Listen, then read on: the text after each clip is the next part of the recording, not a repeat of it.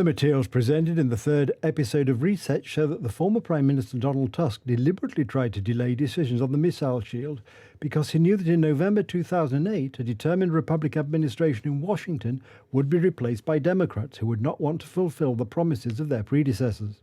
Russia has missiles aimed at the United States. He has already threatened us, and he knows that if he fires one missile at an ally, we will blow it away.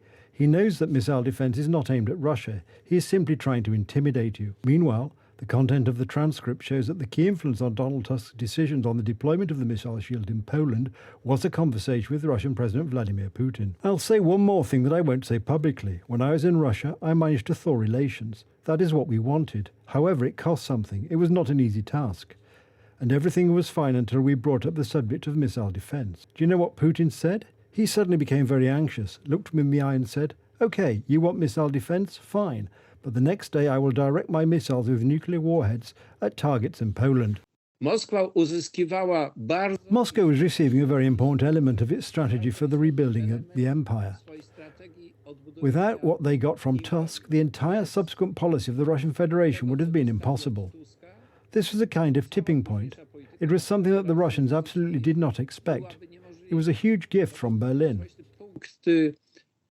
Donald Tusk's reset policy was openly opposed by the late President Lech Kaczynski, who in 2008, in Tbilisi, warned European leaders against the Kremlin's imperial policy. A few days after Russia's attack on Georgia, there was an awakening of the Polish authorities. Foreign Minister Radosław Sikorski signed an agreement to build a missile shield in Poland. It can be said that there were subtle differences, but I am not a supporter of the thesis that at that time Lech Kaczynski and Donald Tusk presented vastly different concepts. President Lech Kaczynski was against Donald Tusk's policy of warming relations with Russia, and this reset because he knew what the risk was. In 2009, the United States withdrew from building a missile shield in Poland. Resistance from the Tusk government prevented the Americans from establishing an intercontinental air defense system.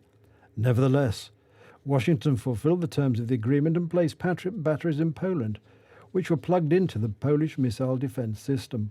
At the time, Poland was in the North Atlantic Alliance, and we should behave towards the United States and towards Russia as the alliance documents say. That is, the alliance and the United States is our primary ally, and Russia is a country from which a threat can come. In 2015, Radosław Sikorski unveiled the backstory of the meeting on the 8th of February 2008 in Moscow. At the time, Donald Tusk was said to have heard a proposal from Vladimir Putin to partition Ukraine. This information was concealed by Tusk during a meeting in Washington with the United States President.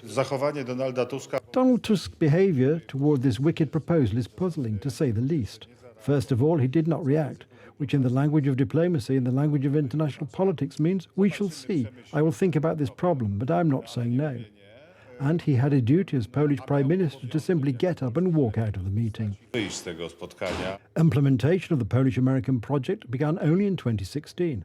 At the end of this year, the system in Redzikowo will be ready to defend Polish territory against possible attacks from intercontinental ballistic missiles.